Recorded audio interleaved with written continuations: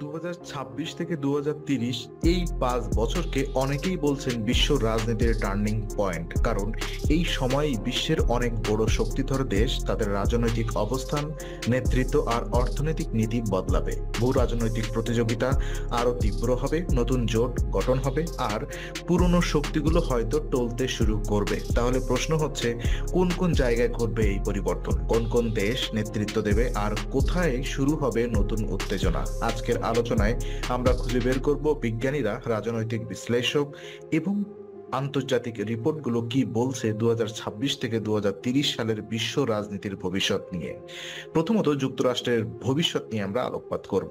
বিশ্ব রাজনীতিতে সবচেয়ে বড় প্রভাবক হলো যুক্তরাষ্ট্র। 2026 সালের মধ্যে মার্কিন যুক্তরাষ্ট্রে নির্বাচন ও অভ্যন্তরীণ বিভাজনের কারণে বিশাল রাজনৈতিক টানাপোড়েন তৈরি হতে পারে। বিশ্লেষকরা বলছেন আমেরিকার সমাজে বিভক্তি বাড়ছে, একদিকে গণতান্ত্রিক মূল্যবোধ, অন্যদিকে জাতীয়তাবাদী রাজনীতি। 2028 সালের প্রেসিডেন্ট নির্বাচন বিশ্ব রাজনীতির জন্য নির্ণায়ক হতে পারে। আমেরিকা কি আবার বৈশ্বিক নেতৃত্বে ফিরে আসবে, নাকি অভ্যন্তরীণ সমস্যায় এতটাই ব্যস্ত থাকবে যে চীন ও রাশিয়ার মতো দেশগুলো সুযোগ নেবে? চীনের উত্থান নিয়ে যদি আমরা কথা বলি, তো চীন 2030 সালের মধ্যে বিশ্বের সবচেয়ে বড় অর্থনীতির হয়ে উঠতে পারে। মেড ইন চায়না 2025 প্রকল্প এবং বেল্ট অ্যান্ড রোড ইনিশিয়েটিভ চীনের প্রভাবকে আফ্রিকা, এশিয়া এবং ইউরোপ পর্যন্ত ছড়িয়ে দিচ্ছে। 2026 থেকে 2030 সালের মধ্যে চীন দক্ষিণ চীন সাগর ও তাইওয়ানকে কেন্দ্র করে যুক্তরাষ্ট্রের সঙ্গে সরাসরি সংঘাতে জড়াতে পারে বলে আশঙ্কা রয়েছে। বিশ্লেষকরা বলছেন এই সময়টা হতে পারে দ্বিতীয় শীতল যুদ্ধের চূড়ান্ত রূপ। রাশিয়ার ভূমিকা কেমন হবে? রাশিয়া ইউক্রেন যুদ্ধ হয়তো 2026-এর আগেই শেষ হতে পারে, তবে তার প্রভাব দীর্ঘমেয়াদী পড়বে। 2026 থেকে 2030 সালে রাশিয়া কি আবার শক্তিশালী সাম্রাজ্য গড়তে পারবে, নাকি অর্থনৈতিক নিষেধাজ্ঞা আর অভ্যন্তরীণ সংকটে দুর্বল হয়ে পড়বে? এটাই বড় প্রশ্ন। অনেক বিশেষজ্ঞ মনে করেন রাশিয়া তখন আরো বেশি চীনের দিকে ঝুঁকবে, যা পশ্চিমা বিশ্বের জন্য নতুন চ্যালেঞ্জ তৈরি করবে। ইউরোপীয় ইউনিয়ন আগামী বছরগুলোতে জলবায়ু পরিবর্তন, অভিবাসন আর নিরাপত্তা সংকটে বড় চ্যালেঞ্জের মুখে পড়বে। 2026 থেকে 30 সালের মধ্যে ইউরোপে ডানপন্থী জাতীয়তাবাদী উত্থান আরো বাড়তে পারে, যা ইইউ এর ঐক্যকে দুর্বল করবে।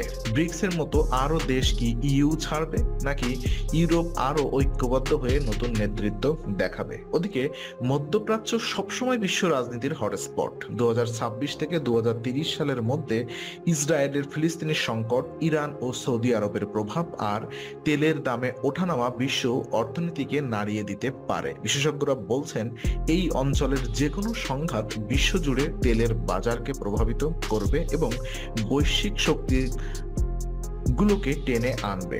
ভারত 2026 থেকে 2030 সালের মধ্যে বৈশ্বিক রাজনীতির অন্যতম প্রধান খেলোয়াড় হয়ে উঠতে পারে। বিশাল জনসংখ্যা, অর্থনৈতিক প্রবৃদ্ধি এবং প্রযুক্তিগত অগ্রগতির কারণে ভারত, যুক্তরাষ্ট্র এবং ইউরোপের কাছে হবে একটি গুরুত্বপূর্ণ মিত্র। তবে চীনের সাথে সীমান্ত সংঘাত এবং অভ্যন্তরীণ সামাজিক বিভাজন ভারতের জন্য বড় চ্যালেঞ্জ হতে পারে। আফ্রিকা এবং লাতিন আমেরিকা নিয়ে যদি আমি একটু কথা বলি, তো বিশ্বের নজর 2026 থেকে 2030 সালে আরো বেশি পড়বে আফ্রিকা এবং লাতিন আমেরিকায়। আফ্রিকা হবে পরবর্তী অর্থনৈতিক যুদ্ধক্ষেত্র, যেখানে চীন, আমেরিকা, ইউরোপ সবাই প্রভাব বিস্তারের চেষ্টা করবে। লাতিন আমেরিকায় রাজনৈতিক অস্থিরতা ও অর্থনৈতিক সংকট আরো গভীর হতে পারে, যা আন্তর্জাতিক জ্বালানি ও খাদ্য বাজারে প্রভাব পড়বে। এই সময় প্রযুক্তি হবে রাজনীতির বড় চালিকা শক্তি। কৃত্রিম বুদ্ধিমত্তা, 5G টেকনোলজি থেকে শুরু করে সাইবার নিরাপত্তা সবকিছুই আন্তর্জাতিক রাজনীতিকে প্রভাবিত করবে। দেশগুলো শুধু অস্ত্র দিয়ে নয়, বরং তথ্য আর প্রযুক্তির দখল নিয়ে লড়াই করবে। টেক ওয়ার হবে 2026 থেকে 2030 সালের সবচেয়ে আলোচিত প্রতিযোগিতা।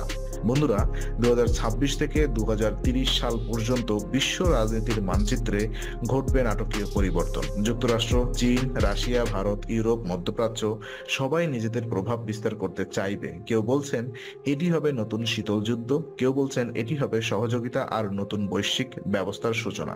সত্যি কি ঘটবে তা আমরা এখনই জানি না, তবে একটি বিষয় নিশ্চিত, এই 5 বছর বিশ্ব রাজনীতির ভবিষ্যৎ নির্ধারণ করে দেবে। দর্শকরা, আপনারা কি মনে করেন 2026 থেকে 2030 সালের মধ্যে সবচেয়ে বড় রাজনৈতিক পরিবর্তন কোথায় ঘটবে? যুক্তরাষ্ট্রের নেতৃত্বে, চীনের উত্থানে, নাকি ইউরোপ ও মধ্যপ্রাচ্যে? কমেন্টে আপনার মতামত জানান। আর ভিডিওটি ভালো লাগলে লাইক, শেয়ার আর সাবস্ক্রাইব করতে